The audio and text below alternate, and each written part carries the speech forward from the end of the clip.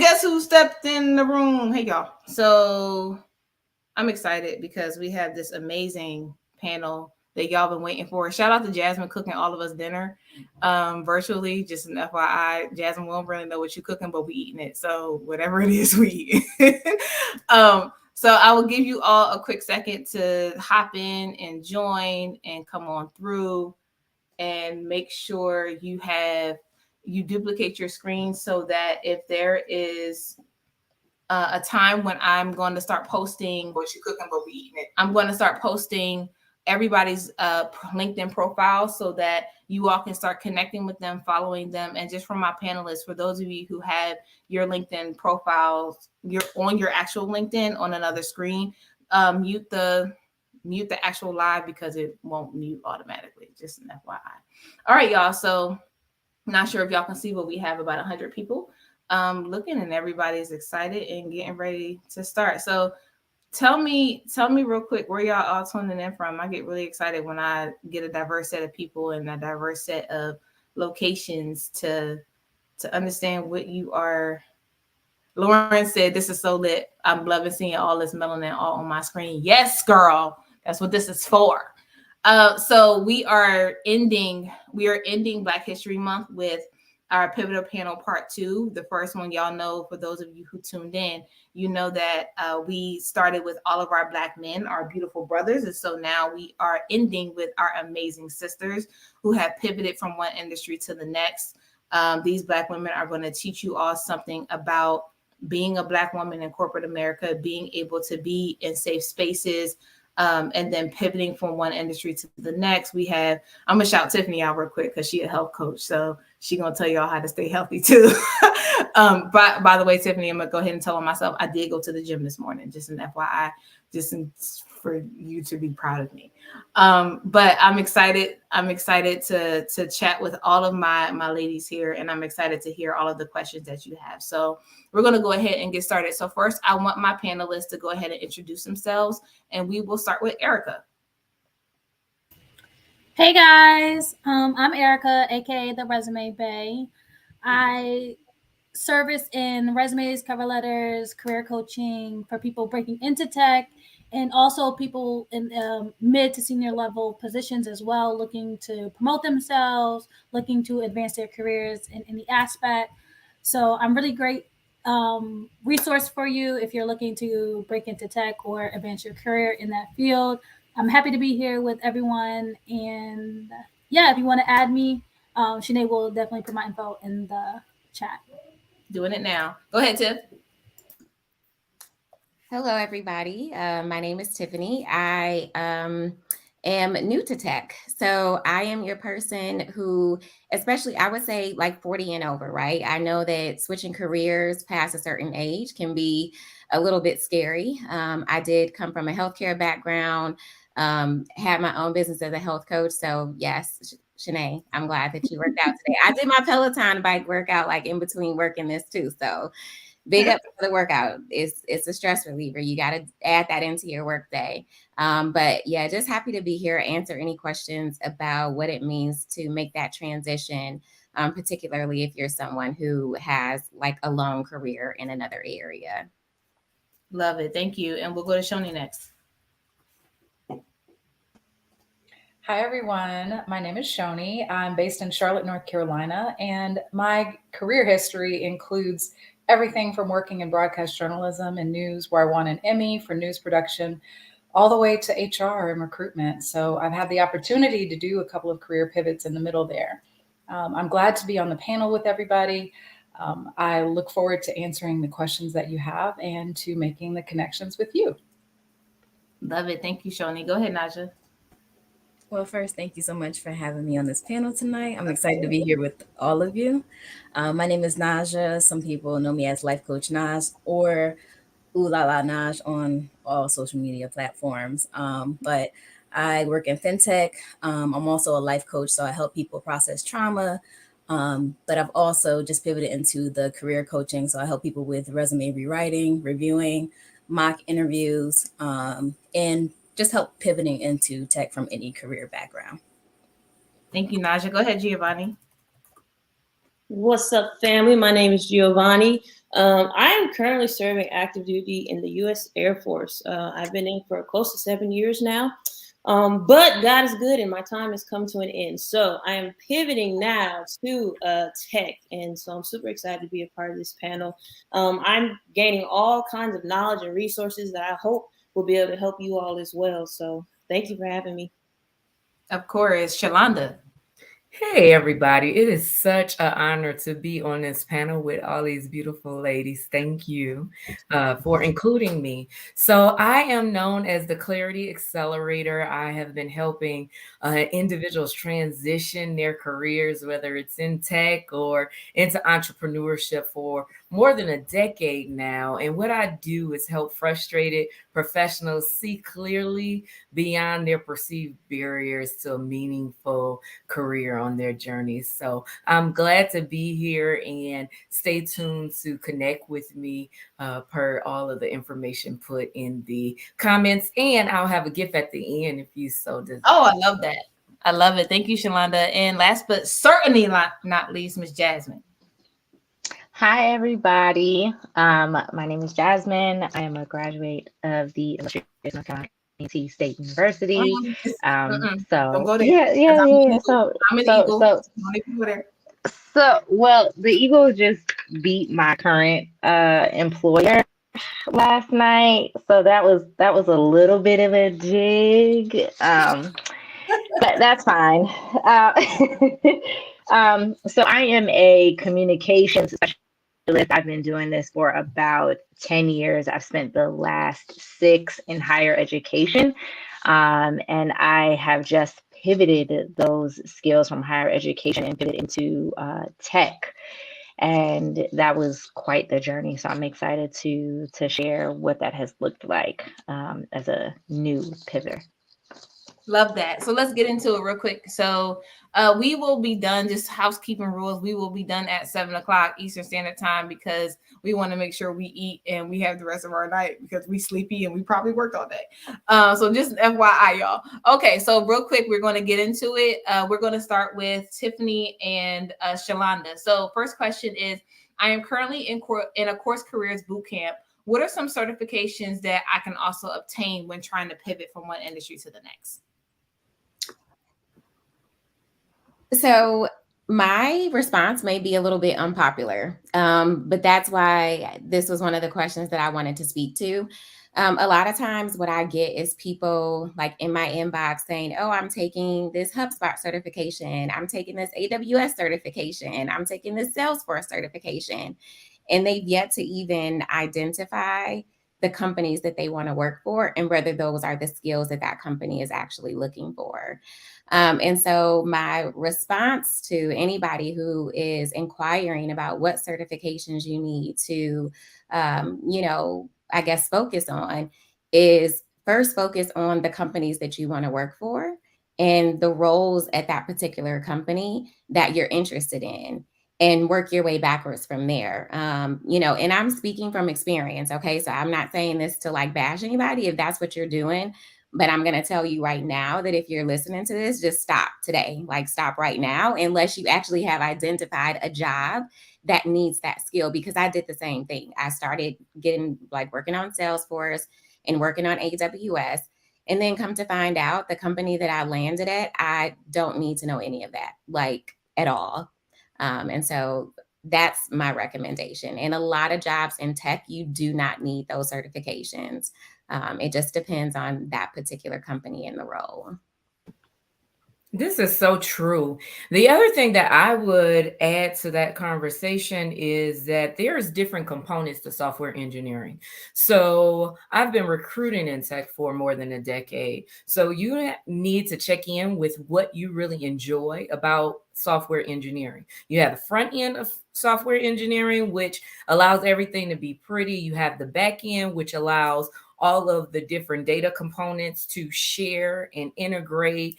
And then you have a full stack component where you get to know everything and be a full, well-rounded, holistic practitioner as a software engineer. So what really lights you up? What do you enjoy about telling the story or about connecting the data that tells the story? And what industry would really be meaningful to you? Because tech spans so many different domains and categories that if you just look at it from a bird's eye view, you're going to have such a broad category that you might get lost in the sauce. But if you narrow it down and pinpoint and get clear, then you'll really do what lights you up and what you're passionate about. And that's what I really encourage my candidates to do, is go for the meaning and the enjoyment versus just having a job, because you'll burn out with that. Absolutely. I tell people all the time, for people who come into my DM, a lot of people say, I want to get into tech, and literally stop right there. And so I go, well, okay, what do you want to do? And so they'll go, well, I don't know. I just want to make more money. And y'all, trust me, we want to go where the money reside. We all do.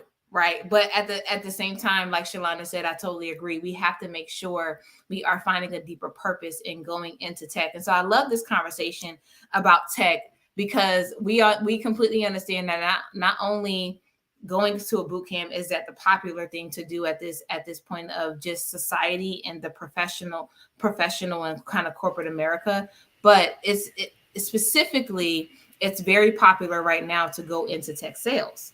And so for my people who have pivoted into tech sales, specific to Tiffany and Naja, I wanted to go to you two for our next question. The question was, I have 12 years of sales experience and 4 years of tech experience. How can I position myself to secure a tech sales job? I've been doing interviews, but most of the recruiters say I need more sales experience or tech sales experience.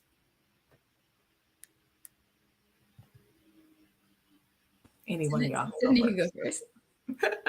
Okay, I was gonna let you go first. See, we both being kind to one another here on this platform. So first of all, I don't have any tech sales experience, and so I would say that response from that particular recruiter, I maybe would have dug a little bit deeper. If that's the response that you're getting across the board, then my next question would be, how are you positioning your value and what you bring to the table? So a lot of things that I did on my resume were to speak to the value of how I either, from my healthcare standpoint, how I impacted like bottom line. So if I created a program that helped reduce falls, on a particular nursing unit. So everything has to point back to value. The other thing that I would say, if you're making it to the point of actually talking to a recruiter, you have to be able to actually communicate that value verbally as well. So one of the things that, like, if I'm having a conversation with somebody one-on-one about interviewing, is to really pay attention to how you tee things up, how you, verbalize things.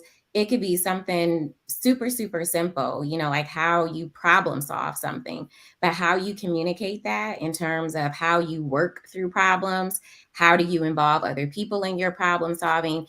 Recruiters are paying attention to that, particularly when it comes to a tech sales standpoint, because your role, like, I support other people, and so if I'm not demonstrating good communication skills when I'm talking to that recruiter, then obviously they're thinking, okay, how is that going to impact this person's, ability to perform this role? So I don't necessarily buy into them saying that you need more tech sales experience. It sounds like you need to create more value around what you're putting on your resume and what you're verbalizing. That's good.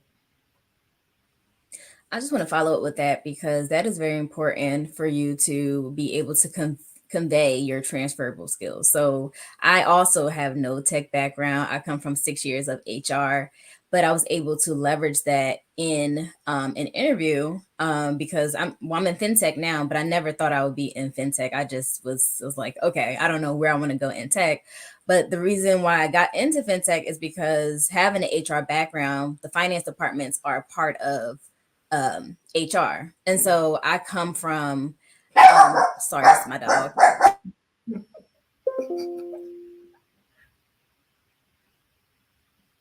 Threw her a treat. Okay, so sorry, guys. No problem.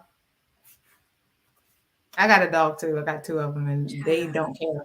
Every time I get on camera, she was just laying down. Okay, anyway, but I come from the background that they're trying to reach out to. So they're trying to reach out to HR departments where, in finance, but HR departments. So I was able to leverage that. So I would say if you have a sales background, maybe you should apply to companies that service where you're coming from. Also, I just think that, if I could do it, if I could pivot into tech with no sales background, then yeah, it's definitely what Tiffany was saying about just conveying your transferable skills. And then also you could do what I did, which was take a boot camp. I was on Course Careers. I did Course Careers, and that also allowed me to sit in an interview and show up as an SDR, which is what I was trying to do, and I am now. But I showed up as an SDR because I had the knowledge and I just paired it with my experience as well. So that may have just been a shaky run for you with that recruiter, but from here on out, just be able to convey your transferable skills. Also do some background work. I'm not saying certificates because sometimes, like you said, that does not matter. But if you have that knowledge of where you're trying to go, say you're trying to be SDR, Course Careers will be good to do. But you go into that, get that knowledge, and you have that, to back you up when you are going into a role as well. So. I love that. I want to stay with you for a second, Naja, because when I went and got into big tech, I didn't have any tech experience either. I just was a recruiter. So I completely understand having to pivot industries, but then finding the area of tech that you have the most skill set in, and then bringing that skill set into tech. But I want to stay with you for a second because you talked about how you pivoted and you had specific a specific amount of years in HR, and then you pivoted into tech sales. How did you use LinkedIn when you were pivoting? We'll go to Naja and then we'll go to Jasmine. Yeah. So honestly, I had a LinkedIn already, but I wasn't utilizing it. Being in HR, I guess for me, it was just easy to get jobs in HR because I already had extensive background in it. So when I started using LinkedIn, actually, it was because I started Course Careers, and their biggest thing they pushed, straight away was like, get your connections up on LinkedIn. And so I was like, I had no idea. I was like, what are they talking about? Like, I don't like, how is this going to help me? But I actually we had a Discord with all the students that were already taking the course or about to graduate or have graduated already. And there's a specific space where you can put your LinkedIn in there. And I kind of was like, okay, well, this is how I'm going to build my network. So I connected with like all the students, got to 500 really, really quick. But after that, I started to be more intentional about who I connect with. Because you never know who knows who. And then I just kind of utilized the skills that I had implemented with like Instagram, with TikTok, wherever else, I was doing content, and just, I just built my network the same way I did on those as well. So, for me, it was really good because honestly, with me putting out content and me connecting with people, I actually didn't apply for the job that I have. A recruiter reached out to me, and honestly, I gave her the runaround because I didn't know the company, and I was just like, I kind of ghosted her for 2 weeks after she had did the screening. But then I circled back around, and I'm so glad that I did give them a chance, and they gave me a chance. But yeah, using, those networking skills and building my community actually helped me with my personal brand and everything like that. So that definitely landed me a job in 8 weeks, and then also helped me have different revenues or streams of income after that as well. Love that. Go ahead, Jazz. So very similar to Naja, I made very intentional connections. So connecting with people who worked at the companies that I wanted to work with. And so I think Tiffany might have said before, like just narrowing down what it is that you want to do and kind of figuring out the idea of breaking into tech or just wanting to be in tech. You'll be so overwhelmed and so stressed out. It'll just be like, you won't know what to do. And so I think my first step was just like narrowing down what job do I want to do? What companies, what are some of the top companies that I want to work at? And then that helped me to narrow down what kind of connections should I be making. So how do I connect with some of the people who work at these different jobs, and not just connecting with recruiters. I know a lot of people are like jumping on this concept of like, I need to find a recruiter for this company. I need to hit their inbox. But then once you realize there's different recruiters for different jobs, and so you might be looking for HR positions, but you're reaching out to the person who does engineering recruiting. So reaching out to your possible, what would be your teammates, right? And so kind of doing some legitimate research in terms of what, if you can even narrow down to what department would you be in, and kind of figuring out if you're looking at the directory for the company that you're wanting to work with, connect with that person on LinkedIn and kind of get the inside scoop on what does your day-to-day look like? What does this job look like? Because you might have an idea in terms of what you think you want to pivot into, and it's not anything at all what you thought it was. And so the same way that you're dying to, be picked up by a recruiter, you kind of want to get the feel out for this company and what the that culture looks like as well. And so that was kind of a really big, there's a lot of research that went into using LinkedIn. And then I think the other piece of it was, when you are reaching out to these complete and total strangers, being respectful of people's time, of just assuming that you're just going to jump into somebody's DM and they owe you a response, they owe you an acknowledgement. I think that was a really big piece. I reached out to a lot of different people, but every single message was, hey, you might not be the person I should be reaching out to, but out off the top, I'm really grateful. Like, thank you for just giving me the time to read the message. If you do respond to me, but I just wanted to know if it was okay if I could have some of your time. Do you have a moment to kind of, chat with me really quickly about whatever. And if you don't, I completely and totally understand. But again, thank you so much and I got a response every single time, because I think the approach was just like, she's conscious of the fact that, girl, I don't know you. She's conscious of the fact that I don't owe her a response. And she's conscious of the fact that, like, I can't get you a job. That's not, and so making it clear that that's not necessarily what this interaction was about kind of, I think, took the pressure off of the people that I was jumping into their inbox. And so I've always gotten, just really good communication and feedback from the people that I reached out to, using LinkedIn with some common decency in people's DMs. And I just wanted to add something to back you up. I utilize LinkedIn Premium because I know some of you would probably say that when you try to reach out to somebody, they have a lock on their messaging. But even if you don't want to pay for it and you haven't done your trial yet, use your 31-day trial. If you are applying, they'll allow you to message the recruiter or someone who whoever posted the job posting.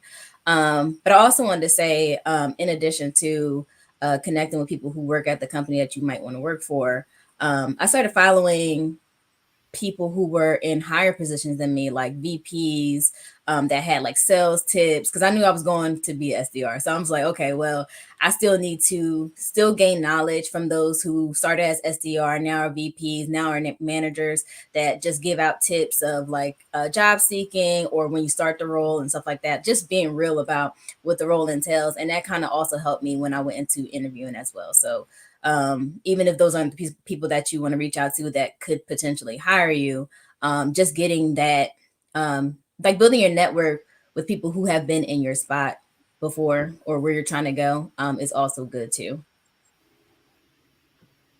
I love that. I'll echo the same sentiment and just think about every time you connect with these individuals, although you may not know them, you're actually broadening your network to their network. So if you're seeing individuals that you don't know, that you now have the ability to connect to, that are in roles that you strive to be in, reach out to them. You never know what valuable nuggets they can share, what words of wisdom. Also, reach back into your own network and share with people what you want to do, what you're doing, what actions you've taken, because people like to know that you're more than a talker, right? That you're actually going to do something about what they share with you. And you will be surprised how you will galvanize support. If it's not a specific resource that someone can provide to you, they'll probably point you in the right direction. So just be mindful of making these meaningful connections. Before you go, Tiff, I think Naja, I think you have don't you have a code for Course Careers? I do. Right. Okay, there's a comment in there that asks where they can sign up. So get with Naja because she has a code for it, like a discount code. Just FYI. I want to put that in there. Okay, go ahead, Tiff.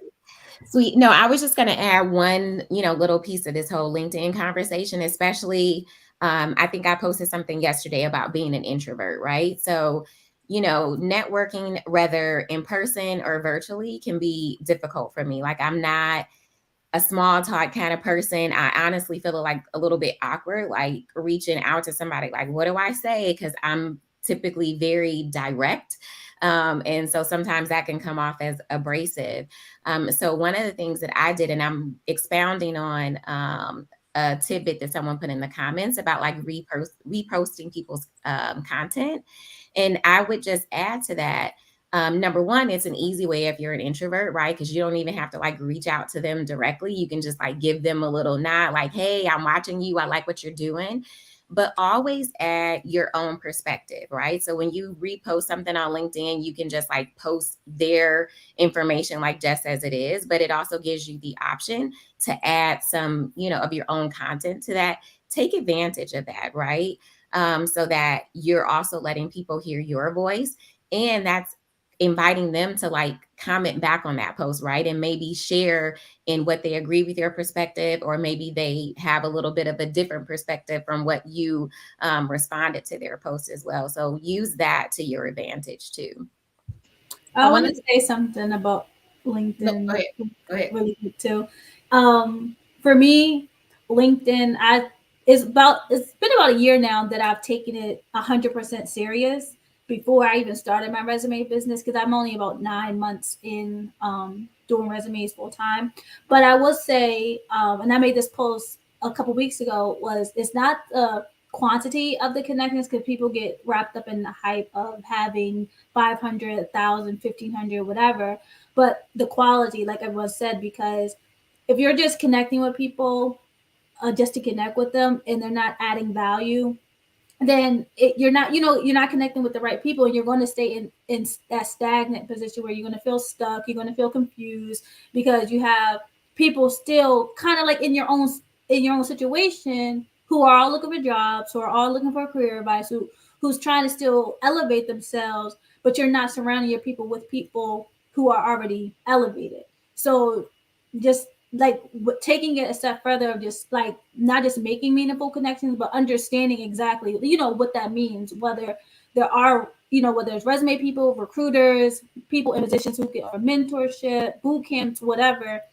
doing your research, but also making those connections meaningful to you, because, if you have a question, you want your community to be able to answer for it. Or if you post about, I'm looking for a job, and this is the type of field that I want to work in, you want your connection to be able to say, oh yeah, let me tag you in this person's post, or let me reach out to this person for you, versus you having 500 connections, 1,500 connections, but nobody can help you get a job, or no one can help you in your career path. So just taking it a step further and actually doing the due diligence of making it meaningful, knowing who you're connecting with, and like Jasmine said, Tiffany said, making sure you're being respectful when you are reaching out to them, and not necessarily expecting them to necessarily fix your life, but that you can come to them and say, I've done these steps to, get in my career path or whatever, but this is what I'm asking from you, if you could offer, your help, your services too. So LinkedIn can definitely take you a long way, but you have to participate in the process. It's not going to do the work for you. People aren't going to read your minds, or even, read your profiles, honestly, and just sit here like, oh, this person, lost their job 6 months ago, or 3 months ago, or 3 days ago. Let me find them a job. But if you actually connect with those people who can, help push you in the right direction, is definitely going to work out for you for sure. I love that perspective. Shoni, I wanted to go to you. I put this question on the screen because from a recruiter's perspective, I do think it's important for us as recruiters to be able to answer the recruiter's perspective. So quick question. Question is, as a person who is getting started in course careers and building up connections, do recruiters pay attention to the number of connections you have, and how important is that to the hiring process? Sure. So, in my experience, the number of connections that you have is not nearly as important as it was mentioned a moment ago as the quality of connections that you do have. But that said, it's a really good idea to start connecting with people, particularly if you don't feel like you have the quality of connections that you're looking for. So, there's definitely an approach to doing that. Making sure that you understand who the people are in the organization that you're going into. If you're able to find out what they do, that's always going to be a plus. But keep in mind that your current network can help you get to the people that you might be looking to really connect with. So the warm invitation is always going to be the best one that you can get. If you have a chance to reach out to former colleagues, think about your former classmates, think about people you may have volunteered with. In addition to people that you've worked with in the past, and figure out what you can do to improve on those connections. I've even gone through the process from time to time of scheduling out text messages to someone just to say, hey, I'm thinking of you, or sending a note on LinkedIn to say, hey, I noticed that you just hit an anniversary. Congratulations. How's everything going at your company? And be doing that even when you're not looking, because that's going to really help build and develop the quality of the connections that you currently have. I love that. I do have a little bit of a different perspective. So I agree with definitely the quality of connections. When I am, now this is Shanae talking, not on behalf of other recruiters. When I am looking for a specific role that I need to fill, I look to see your activity on LinkedIn, not in terms of whether I'm going to send you a message or not, because I'm still going to send you a message regardless. But it helps me understand if you're going to see my message. So some people actually may make their LinkedIn and then they may not be as active on their LinkedIn, or they may make their LinkedIn page and they just leave it and go to other social media platforms. And so at times, although I'm still going to send you the message, I do wonder sometimes in the back of my mind if you're going to see it, because I'm wondering how often you're actually on LinkedIn. And so I'm hoping that if you don't post often or even repost, or I'm looking at your activity, I'm just hoping that you'll see it in a timely manner so you don't miss an opportunity, although I'm still going to actually send you the message. So that's something that I do look for. And then sometimes when I'm doing LinkedIn profile review, I also tell people to use every single category that LinkedIn gives you to make your page look complete. So I always see that sometimes there may be a lack of recommendations, for example, at the bottom of your page. If you work with people, ask them to write you a small recommendation on your LinkedIn profile. Ask them to talk a little bit about how it was with, like Shoni just said, whether you volunteered alongside somebody or if you worked under somebody. Start using those recommendations, because it can definitely help to understand if people say great things about you. So you can then, kind of move forward with other opportunities that come your way. So that's amazing. So I wanted to stay in this space of networking really quickly. And I completely understand that we spent a lot of time on that question, which I love, because it can be a little bit of kind of a gray area when it comes to networking. And Shalonda, I'm sorry, did you want to add to that as well? Sure.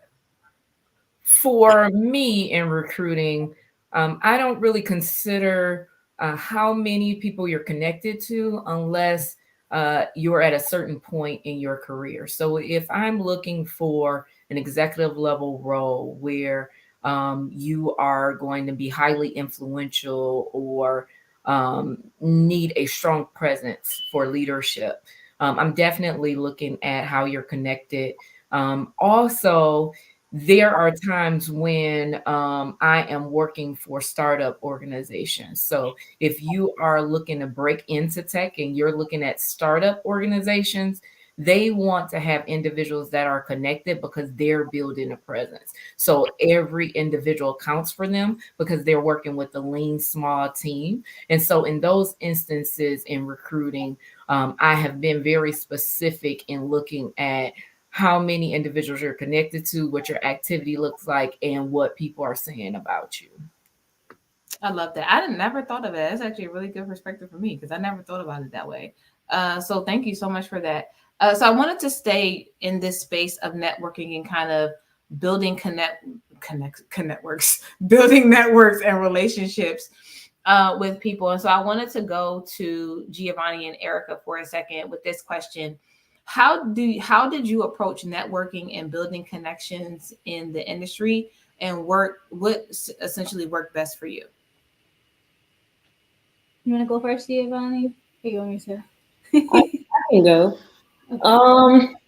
One of the things that worked best for me was using the resources that were provided to me. So the really awesome thing about being in the military is if you're making a decision on something, then they have all kind of pamphlets and meetings and expos and things like that. So the biggest thing that I did to help build my network, I attended a lot of expos. I'm in the DMV area. There's expos for everything, but specifically there are a lot of tech expos that were happening. So it was just a matter of showing up, meeting new people, introducing myself like, hey, this is me, this is who I am, this is what I want to do and why. And just having that conversation with people. And I mean, I've met like 2, 3, 5, 50 people who are like, hey, that's awesome. Here's some information on this, or here, I can get you in touch with this person, right? So for me, it's just about showing up whenever there's an event that I knew would be helpful to my pivot or helpful to, the other part of this career that I want to be a part of. Then I just made sure my face was in the room. Yeah. For me, the only example that I have, which is what I'm going to pride myself in it, is connecting with Shanae. Shanae is the number one person that I didn't even think that she paid any attention to what I was doing for the last about 4 or 5 months now. And I've been following her, been a fangirl of her for as long as I've been following her. But for me, when it came to networking, it was kind of like, okay, Erica, this is what you've done on your own to promote yourself, promote your brand, promote your business. And if you want to elevate your business, what steps are you going to take? And of course, you can find people like they connect with like other resume writers, senior resume writers to get that knowledge.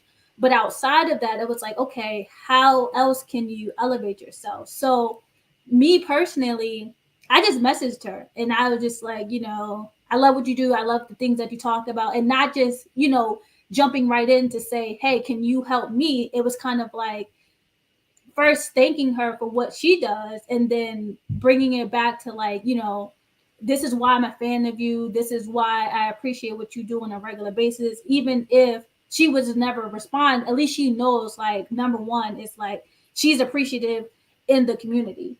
And also understanding that, she has this high following, but there is a chance that she will, follow me back, message me back, thumbs up. And I was seeing that too before I even messaged her, where, she said happy birthday to me, and then she liked my post, and then she commented on my post. And I was like, okay, like I'm a real person. And it was like, but yeah, and exactly like you're a real person, and it's not like she, let the following get to her head, and she was very welcoming. So Shanae definitely like the first person who I'm an introvert. I'm very shy, but in order for me to get out of that box, I definitely use Shanae as an outlet, and she allowed me to as well.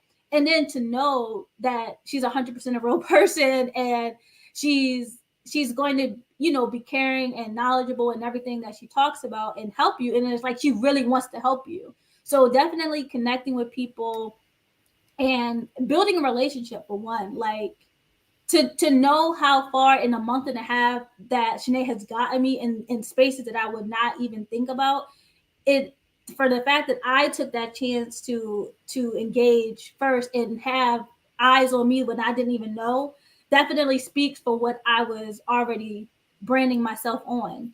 And that's why it's very important about like what you say on LinkedIn, who you're connecting with, because I unfollow people who just talk bad trash on LinkedIn, or like always complaining, always in that negative space, because like I don't want to be tied to that. And I get it. If you talk about a bad day, that's different. But if you're like, oh, no one wants to hire me, or this recruiter's being mean to me, it was like them, instead of like, well, what, I had this interaction, you know, is there something that I could have done wrong? So definitely what you say, how you say, and just watching what you do, because you never know who's watching you. So I appreciate that for myself, keeping a professionalism, so that when I did come to Shanae, she didn't side eye me. She didn't kind of put her wall up. She, you know, she brought me in, and I'm still here. So I'm still doing stuff right, and I'm still learning every day. So definitely network appropriately and brand yourself appropriately, because if you want to be in these recruiters DMs, hiring managers DMs, you have to be able to talk in that space. You have to be able to show up in that space, and you can't expect for everything to come to you if you're not putting that work in. So you definitely have to network your best, and just stay professional. That's all I can really say, is like, because you just never know. You have no idea where Let me say real quick, Erica, and I apologize for cutting you off. Commercial break real quick. Forget these questions real quick. The reason why I give back so much is because right before we went live, I told the story about how Shoni is a great hugger. And she hugged me in I was in a very deep emotional, like very low place. And she hugged me and I broke. And she hugged me back together. So all I do is I want to be able to give that hug virtually to people who need it, because you never know whose life you're saving when you just go the extra mile. And she didn't know that day that I was having a very bad day, and I was in a very tumultuous time in my life. And so the only thing that I do is I give people what was given to me, which is an opportunity to have access to certain things and certain ways or strategies of thinking about certain things that you didn't think about before. And I give it to everybody, but I make sure I do stuff like this for our community, because we don't always have the access to certain things. And so I want to make sure that I am providing a space where you all can feel safe as people, where you all can feel protected, and where you all can literally just come lay your hair down and just be like, I'm having a bad day today. Tell me what you did when you were having bad days to make yourself feel better. And so if and again, for people who don't believe in God, I do apologize in advance, but I love the Lord. So for me, it is an insult to God if you do not reach your hand back and pull the next person along.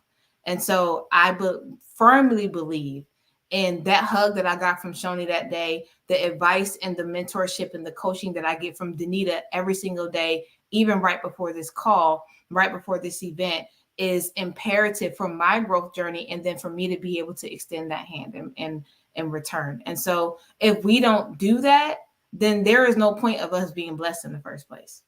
So that was just a quick commercial break. Okay, next question. And I want to go to Shalonda specifically.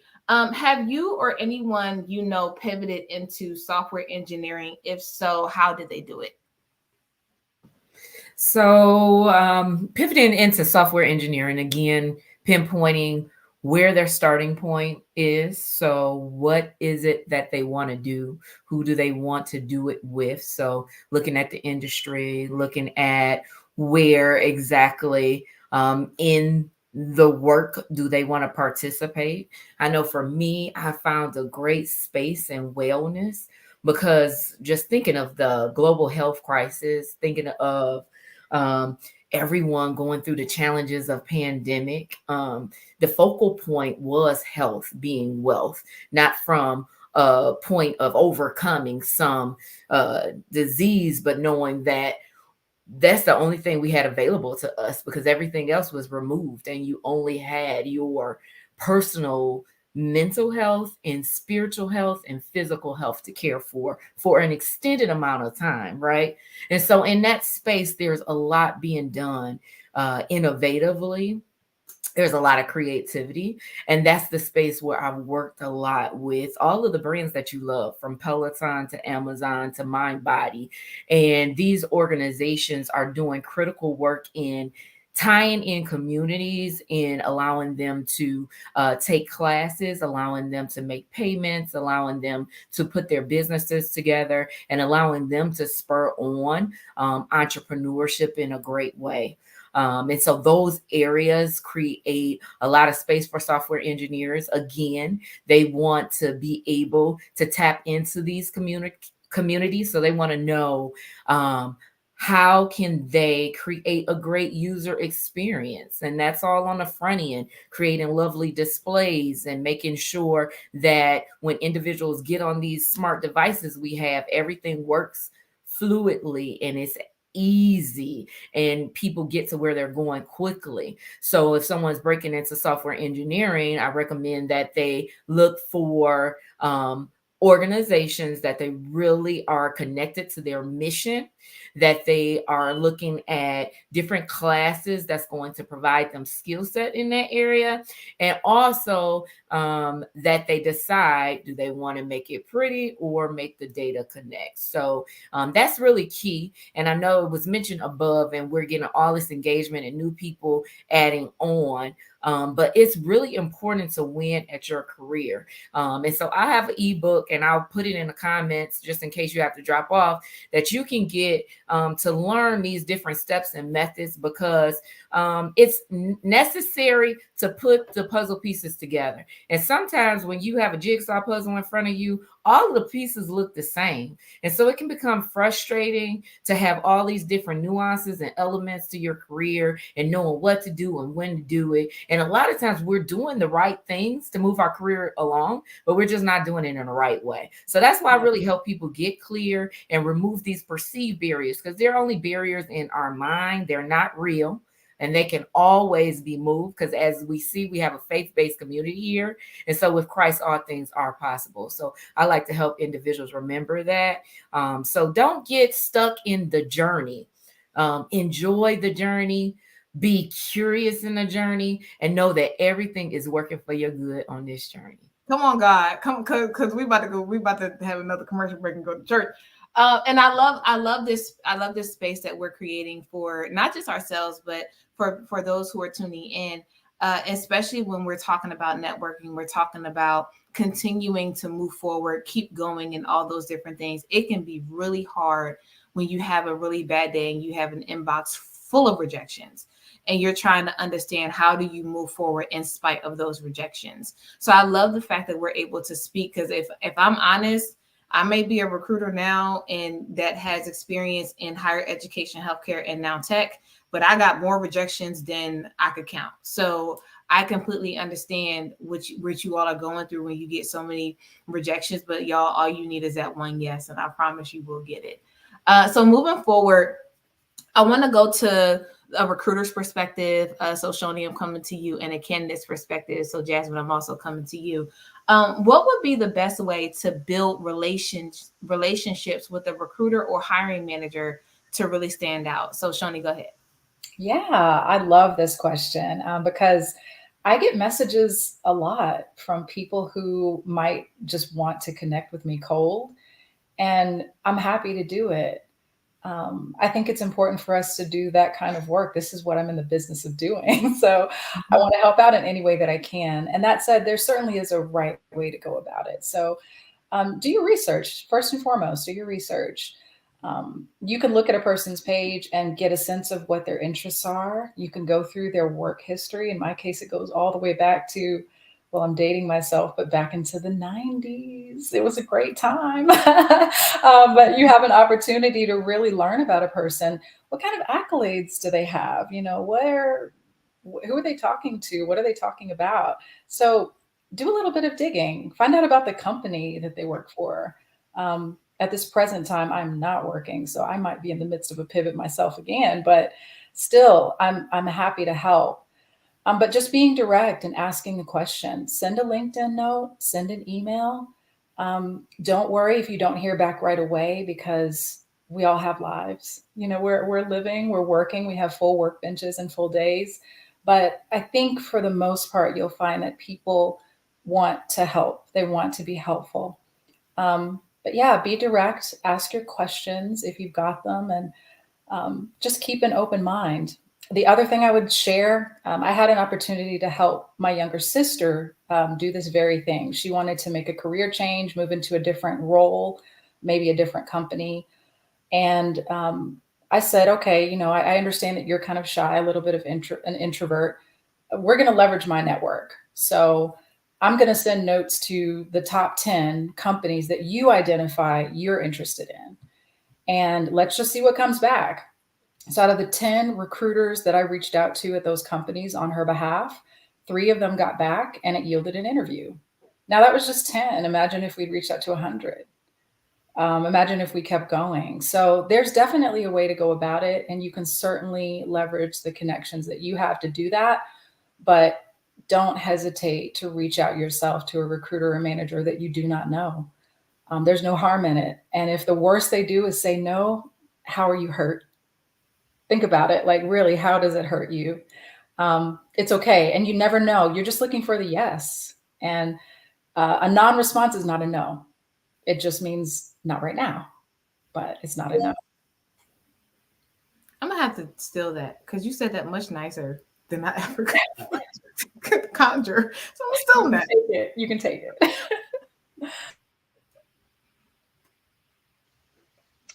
So jumping in, again, just back to my point earlier, dealing people like you have some common courtesy, especially if you're reaching out to people like you guys have never had a conversation. There's never been so much as like I really enjoyed your post. Like, you're jumping straight in my DMs for a job. Please come correct, because I will do it. And I'm not a recruiter, but like, I do other things like on Instagram, and I do like health and wellness on Instagram, and I have people who will jump in my DMs cold and just no salutations, no hello, how are you, nothing. I will leave you sitting in my DMs because that's crazy. But I think, like Shawnee said, like, what is the absolute worst that could happen by sending somebody a well-written, courteous message? The current role that I'm in right now, that is how I got my job. I saw the job that was listed. I had been advised that the job had already been filled, but it was still listed. So I took my chances and I reached out to what would be my hiring manager. And I sent her a very, again, well-crafted, courteous message about the position with my resume attached. And she called me the same day and asked me to come in. I sent her an email on Monday. She asked me to come in on a Thursday. She called me the same day, Thursday, and offered me a job. So sending an email that's just very well written, you are, again, stating what your value is to the position, what your background is very briefly as it relates to the position itself, and just establishing, what you would be able to bring to the role. But I think, what caught her eye was, again, just being able to very clearly, politely, and courteously reach out to her to, ask about this position. And like I said, even reaching out to recruiters who maybe, or not just recruiters, reaching out, to people that I think may be connected to the job. Even if they can't necessarily offer me a job or it doesn't turn into a job offer, I always, every single time, I get a response from the person that I'm reaching out to, whether or not they can help me or the job has been filled, or, even just establishing a relationship with it, and this particular thing is already done, but I may have some other opportunities available for you. So let's see, what we can do. So I think just being courteous, kind, and professional goes an extremely long way. So if y'all didn't follow that, I'm not sure if y'all follow my testimony post that I do, but I did a post that said a candidate got a job within 3 days. That was Jasmine, just FYI, just so y'all know. So I wanted to, before we go to the last sets of questions, because I want to honor my word, and so we got about 6 minutes left. So I want to really quickly answer Glenda's question. So Glenda, you asked, do you recommend to always send the resume with the message when I'm assuming you mean when you send a message on LinkedIn, do you recommend attaching your resume when you send a message? Personally, from me, Shanae, talking as a recruiter, not any other recruiter, I would say, give me a chance to ask for it. And the reason why I ask, give me a chance to ask for it instead of attaching it is because we get so many messages and so many DMs, and people actually attach their resumes before asking. So imagine if you attach your resume and you look at that person's connection in their network, a whole bunch of other people probably did the same thing you did. And so sometimes it can come off, going back to Jasmine and Shoni's point about crafting a very well-written message. Sometimes the way the message is worded can come off as obligatory, as if the recruiter has to review your resume. I would say give us the chance to ask for it first, because like they said, we may not even be the recruiter that can help you. We may not even be the recruiter assigned to that specific role or that specific business within that company. So I would allow us to ask for it first, and then we can tell you if we can help you or not. So that's just kind of the quick answer to what I would give.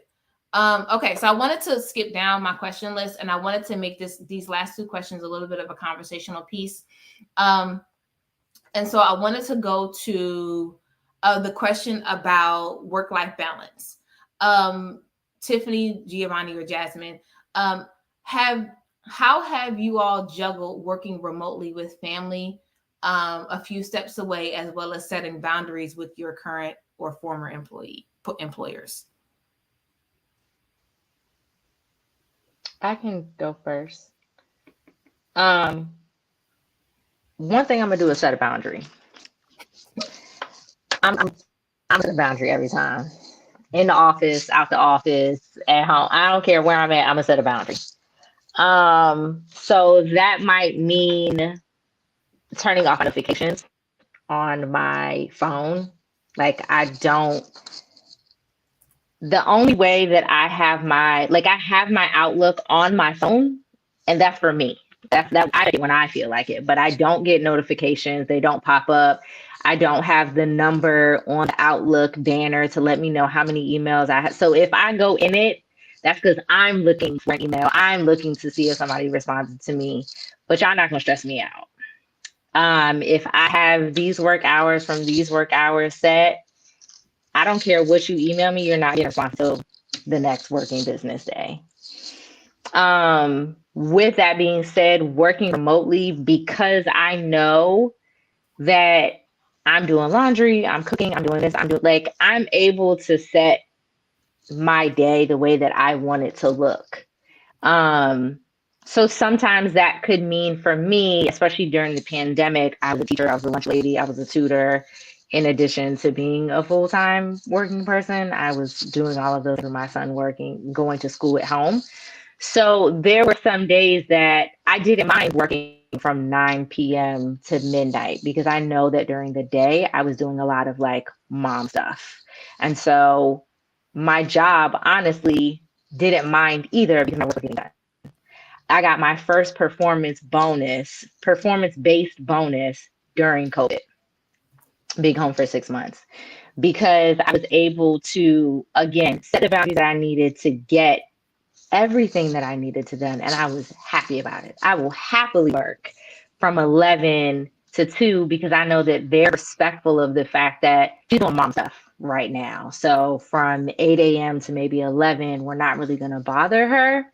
And I'm happily responding to all of the emails, but maybe what you're asking me for, I maybe can't get to you until after lunch or after homework is done. And because my job was respectful of that and honored that, it made me want, like, no problem, I will do whatever y'all need to. I'm willing to go above and beyond. But when we were in the office, I work 8 to 5. Don't talk to me after 5 o'clock. And you can talk to me, but I'm not talking back. We're not going to communicate after 5 o'clock. And a lot of people, like, I'm watching a lot of the people that I work with, and they don't understand that. And there are people that are like, that were going home having like nervous breakdowns and anxiety attacks. And it literally just did not compute to me, because I'm grown like you're grown. Boss or no boss, I'm grown like you're grown. And I pay bills like you pay bills. So, I know that slavery is over. And that according to the state that we live in, baby, outside of work hours, I don't have, you'll wait like everybody else will wait because that's the hours that we work.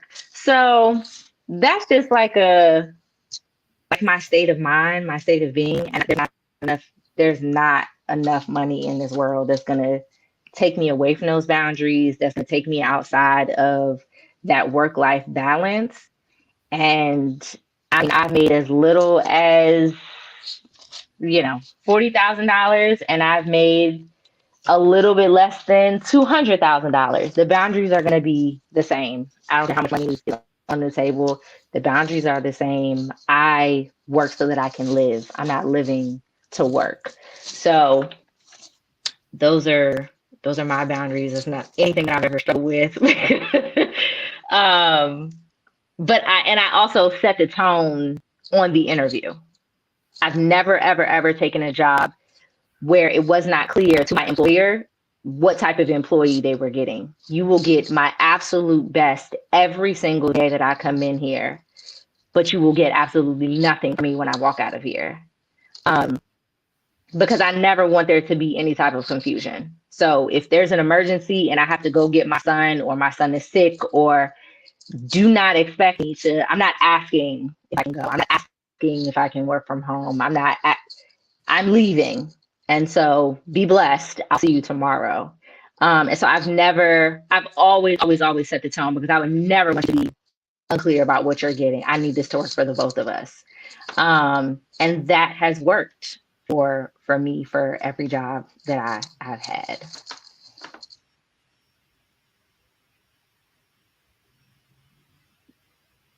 Yeah, emphasis on boundaries, emphasis on setting the tone for sure. I wish that I could just, walk out of my job and make sure they understand that, hey, I'm gone. Don't contact me. The military don't work that way. But I've had to be very intentional and very vocal about, hey, if there's work that I need to do, y'all need to leave me alone, right? So, I mean, everyone who works around me, even my leadership knows, I'm going to check my email in the morning. You'll get a reply. If you email me at noon, you're not getting a reply till 4, right? Because that's just how I've set up my calendar.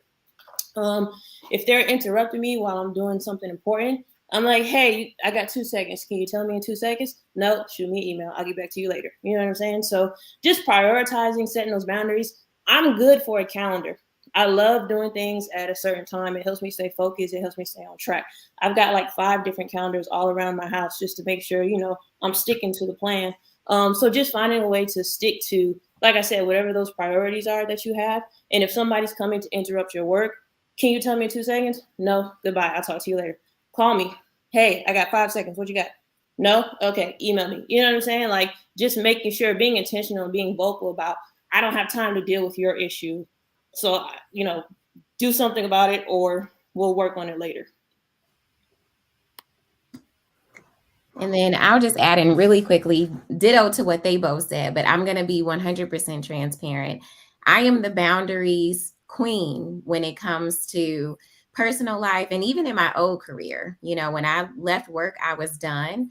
I did find myself not upholding my boundaries to the same extent with this career transition, though. And for me, I think that it equated back to some of that imposter syndrome that we feel, and me kind of wondering, okay, like in this new role, like what's acceptable, what's not acceptable, what's expected, what's not expected.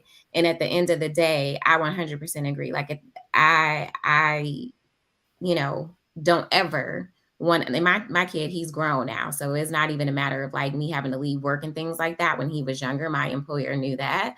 But even just from a personal standpoint, like if my day needs to end at 5 because I'm getting ready to do a Peloton ride, then my day ends at 5. Like, I don't care that it may not seem important, to someone else. The other thing that I was going to mention in regards to people wanting your time at work, if it's something that's going to take longer than 5 minutes, you need to put it on my calendar. Like, you're not getting ready to ping me on Teams and video call me, and now we're, 30, 40 minutes into a conversation that I had not planned into my day. So that's kind of like my rule. Like, if we need to talk, if it's going to take more than 5 minutes, put it on my calendar, send me a calendar invite, and that has helped me as well with maintaining those boundaries and making sure that people aren't wasting my time too, because people love to meet for no reason, and we don't do that. I'm glad you said that. You could have just sent an email. Yes, exactly. Unfortunately, with me, I'm not a boundary person for myself, but I am with other people, of course. But for me, I stretch myself very thin. So I think I'm glad you guys said that setting boundaries doesn't, obviously make you a bad person. But because for me, I am like, especially with like my resume business and not even with time zones. Usually it will be okay because of time zones because we're on the East Coast and I'll have like a West Coast client. But for me to be up at 10 o'clock at night texting a client about their resume, I know is like I need to go to bed, shut this off. Like this is not a 911 thing. So I'm glad you guys put that boundary thing out there because I always feel so bad because I'm like, I'm up, they message me or text me, email me, whatever, and I'm like, but I'm up, or they message me on LinkedIn and I'll be like, well, I see it, so why not respond? But to know that setting boundaries is not a bad thing. I'm taking that in. I'm receiving all that because I need to set boundaries for myself because I will literally be up 24 hours a day without setting boundaries and then burning myself out trying to please clients when it's not, a 911 situation. So thank y'all for that because I agree with setting boundaries 100%. I will tell y'all from personal experience, setting when I was recruiting in a certain industry, lack of setting boundaries sent me to the emergency room. And so I learned the hard way. I got it on one Monday morning. I went to go sit at my computer to start working and my body immediately went stiff. And I just bust out in tears because I was like, my body don't feel right. And I went to the emergency room. They gave me a muscle relaxer. And it was at that moment that I learned not only am I not setting a boundary, but I'm putting my job before me. And so the one thing I'm gonna go ahead and quote Jasmine. The one thing I'm gonna do is set a boundary. And so I live by the philosophy of if I set a boundary with my own mother, then I'm setting a boundary where everybody come after her. So for me, if I set a boundary for people in my personal life, the only person that don't have a boundary is my husband. Everybody else got boundaries. So if I'm setting a boundary for people in my personal life, please believe me, I'm setting a boundary in my professional life. And I'm blessed to also have a manager who helps me set boundaries as well. Like if I'm on logged in and she knows I'm on Eastern Standard Time and she's on the West Coast, if I'm logged in and she knows it's after 5 o'clock my time, she'll ask me, why am I still on? She'll ask me like, why are you still working? It's after 5 o'clock.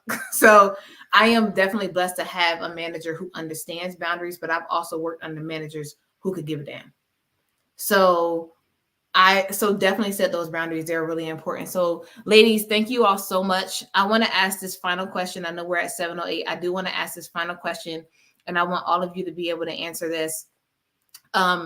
What is your biggest career takeaway pre or post pivot? And anybody can start.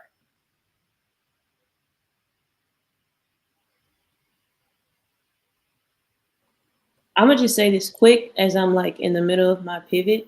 For me, it was personal. Don't think you have to change who you are and what you know in order to fit into these positions, right? Come into them as yourself with the knowledge you bring, the resources you bring, the network you bring, whatever it is. Like come as you, because you find yourself trying to pretend to, be something, and now you get into a position that you don't like, or maybe the work isn't as fulfilling, or maybe it's just running you dry, you're overwhelmed or something like that. So all through your journey, whether you're pivoting or thinking about pivoting, please don't in any way change who you are to get to the position that you want to get to. I'm gonna say for her, piggyback off of that, my situation is different because my position right now isn't necessarily a pivot. It's kind of like a step back, but because I work in resume and career coaching, I would say the same thing she said. Don't try to change yourself just for the job that you want. Like understand entry level and understand growth and learning, because that's going to take you way further than trying to pretend or just say, oh, well, I'll do that anyway. Like, you know, just to say that you want that job. Because if you hate that job in 6 months, it's not like, what are you going to do? You're going to quit, or you're going to be unsatisfied working there just because you put yourself in that position where you just wanted to do it just to say you did it, or to lie to say you can do it or handle it when you really can't. So definitely just entry level. Like, if you have to be entry level, be entry level. Or if you have to say, you know, everybody doesn't know all the answers, and you're not going to know all the answers, whether you're 5 years in your field, 10 months in your field, 10 years in your field. Like, you're not going to know everything. So just taking that and understanding, like, I may not know it right now, but I will take the time to learn. And as long as you're showing in any field, as long as you're showing that you're willing to learn and grow,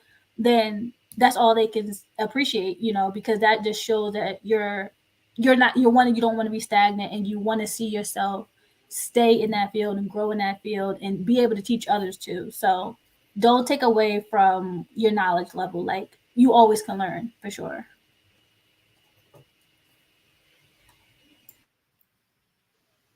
I would say, I know a lot of people have asked about like the rejection piece. Pivoting into tech, there's a ton of rejection. I've gotten rejection emails like the same day that I applied to the job. I'm like, bro, why are you even at work right now that you would be sending me a rejection email at 9 p.m.? Right? We're like applying for a job at 9 p.m. and you get one at like 1 a.m. And I'm just like, am I that underqualified? Am I that, like, that piece of it? I have truly, and it took me actually pivoting into tech and then being laid off and then getting a job literally less than 2 weeks later for me to kind of just really understand that the rejections are not a reflection of my qualifications or my abilities or my expertise. Put that down. Oh my gosh. I gotta write that down. So it literally took me a year. I was applying to jobs in tech for a year straight. And I was getting rejection after rejection after rejection. I would interview, and I was interviewing for one job for like 3 months, and then turned around and got rejected. And then the job that I finally was able to pivot into, a recruiter reached out to me for, and it wasn't until I was sitting in meetings and I'm giving my expertise left and right, where I'm really realizing, like, I absolutely know what I'm talking about. I absolutely am qualified to do this job. I absolutely am an expert in my field. And so then when I was laid off, I'm thinking, it took me a year to find this job. I got rejection after rejection. Like, and it's one thing to be rejected when you have a job. It's another thing to be rejected when you don't have a job and you think it's going to take you a year to now find another job. The only thing that shifted was my mindset. I was very clear about the fact that me being laid off was not a reflection of my ability. So I never panicked. I did not panic after I was laid off. I did not. It was a very, very calm space. And it literally took me 2 weeks to land my next position.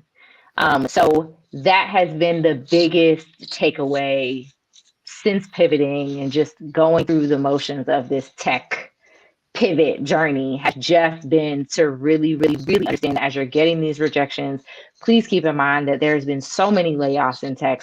So you have like this influx of people who are all looking for the same kinds of jobs. And a lot of these hiring managers and companies also don't know what they're looking for. I've seen jobs that I've applied to, been rejected from, and they have continued to show back up because you're recruiting and you're still recruiting for the same position. Who are you looking for? So again, that has been my biggest takeaway, is just the reality, the fact that rejection is not a reflection of your ability.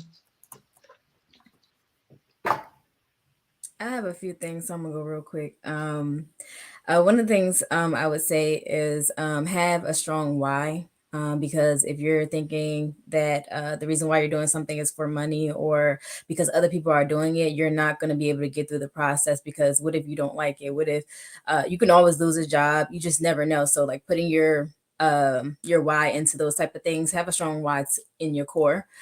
Begin with the end in mind. So if you know that's not something that you want to do long term, have an exit strategy for that. So that when you're going through the process, you just don't give up. You remember the promise that you made yourself at the end. Be a forever learner. I come from HR going into tech. There was a learning curve. We didn't get to that, but there was a learning curve. And you just have to be a forever learner, even if you think that you know everything about something. Stay true to your brand if you have one. Never let that go. And everyone's story is different. So don't allow yourself to compare yourself to, someone else's story. They did it in 2 weeks. They did it in 5 weeks. They did it in 1 day. You have your own story, and someone is going to be looking at your story and be inspired by that. So be your own person. And last thing is show up as that girl or that guy when you are in those interviews. You have the experience, you have the background and the knowledge. So show up as that person already. And that's it. I had to go real quick because I had a few things.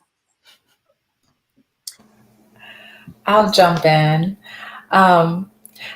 I love everything that's been shared so far, first of all. I would say show yourself grace on this journey, because it's a journey. And going through this process, you need a soft place to land. And for some of us, we are our own soft places to land. There may not be anyone else who's helping you through this, but create a place for you to go when you are getting those rejections. And for me, I know I've had to fight the mental battle of any negative messages that I believed about myself, including a message that I might tell myself, I don't really know if I can do this. I'm feeling doubt. Those things happen too. Doubt can creep in, but show yourself grace in those moments. I mean, the fact that any of you who are still watching, everybody who's watching is here today is already a win. It's a win that you're showing up for yourself. So just be graceful with yourself through the process of a career pivot and give yourself the opportunity to make mistakes. I mean, it happens and things don't always go the way we plan, but it's okay. And you can do it. So I just want to encourage you in that regard. Hey, I've been trying to engage the crowd and I'm toggling through these windows. I couldn't get back to add. But what I will say is I've been transitioning for so long, and it's just one transition after another. A lot of them were unexpected, right? So when you're in unexpected transition, it's hard to keep focused on the fact that change is inevitable. Good change is up to you. Right? So I found in my transitions that good change, positive change was my responsibility. I had to own it. I couldn't just say, woe is me, oh, this happened to me, and just stay there. I had to look at this, say, what is this teaching me? How am I going to be better because of it? Reinvent myself and do the dang on thing somewhere else. Pick it up and move it. And so I encourage everyone to remember that change is inevitable, but you own your good change. And that we had this whole conversation about boundaries, but boundaries start with you. So you have to know what your schedule is. You have to set up your space to be productive. You have to be intentional and deliberate, and you have to be clear. So if you need clarity and you need help with that, you also have to be willing to ask for help. Don't try to struggle on your own, go it alone, stay frustrated. You have all these beautiful women here to help you.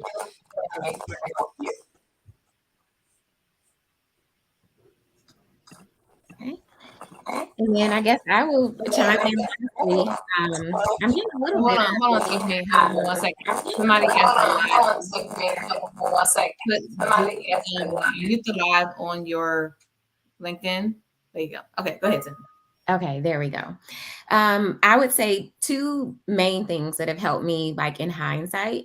The first thing is owning my experience. Again, and I know a lot of people in the chat were talking about like imposter syndrome and like rejection. And I think that all kind of gets wrapped up in one sometimes with these, transitions.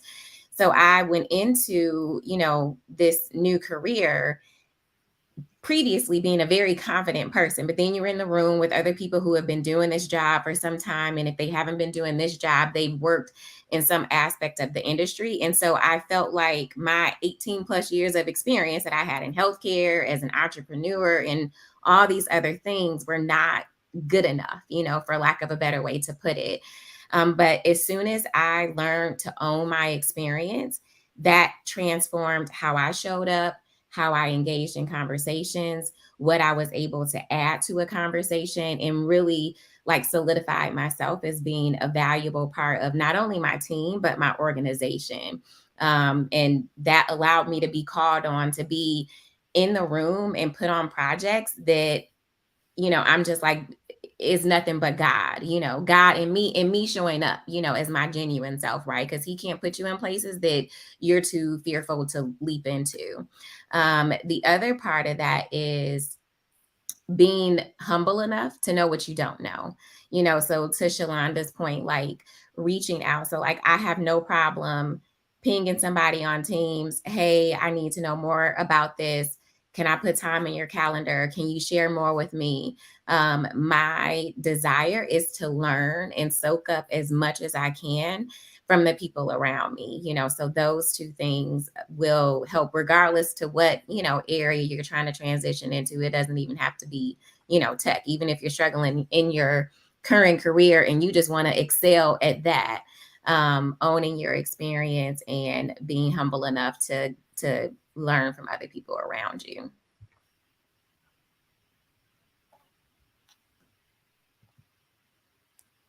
Okay, I think that was everybody. Okay, so ladies, thank you all so much for agreeing to do this, for wanting to do this, for wanting to give back in one way, one form or another.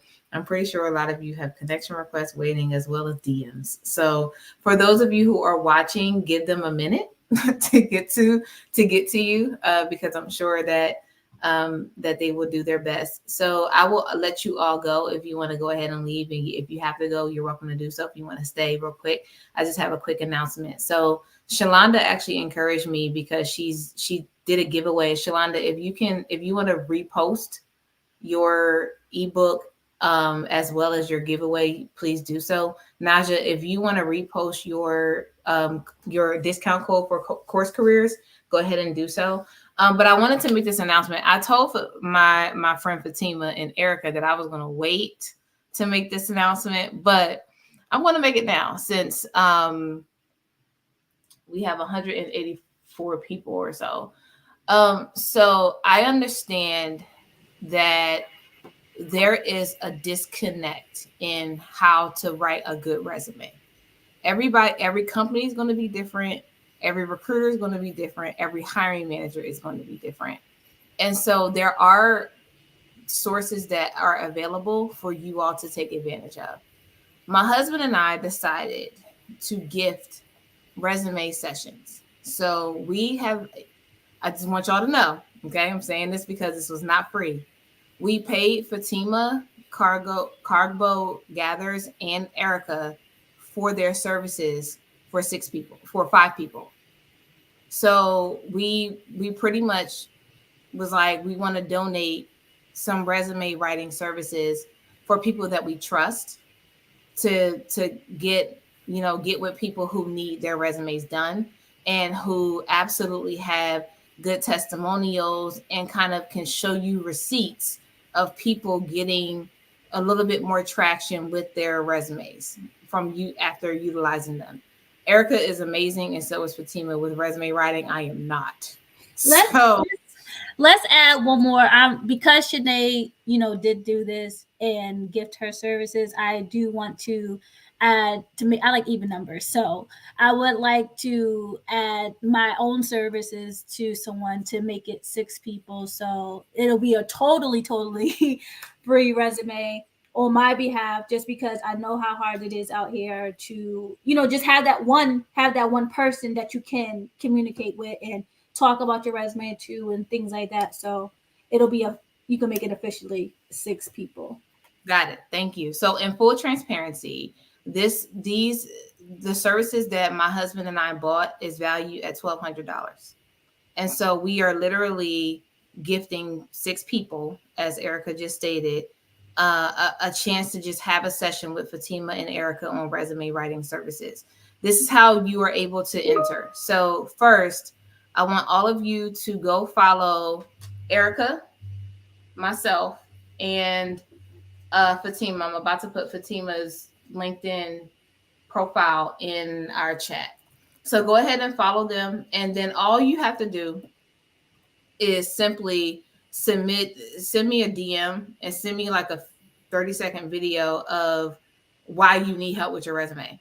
And I do this because, one, I do want you all to understand that this is not free.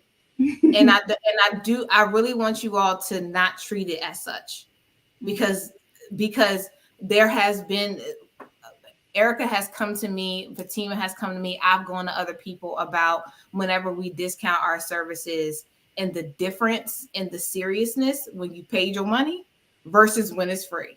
Yes. And so we want to make sure that you all understand that money was paid so that you all can win on our behalf. And so please connect with Erica and myself, as well as Fatima. Send me a DM, send me a short video of why you need your resume done, and I will announce the 5 people. I'm also going to do a post about this giveaway as well. So I will let you all go. Thank you all so much for staying a total of 26 minutes and probably some seconds over than what we said.